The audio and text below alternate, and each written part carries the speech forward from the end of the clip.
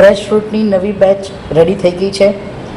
Order કરો આજે જ ફ્રેશ ફ્રૂટ શ્રીખંડ.